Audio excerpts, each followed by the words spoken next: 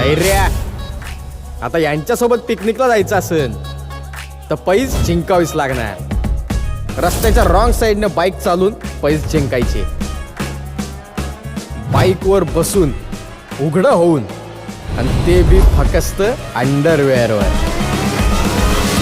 Superman ढुंग्या तुझ्या पाठीशी. धैर्य. आता फुल स्पीड थेट भीड. चल देवा.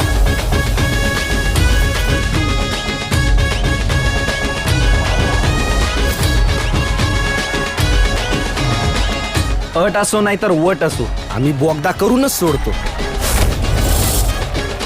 आमचे कधी फाटत नाही आणि भीती कधी वाटत नाही.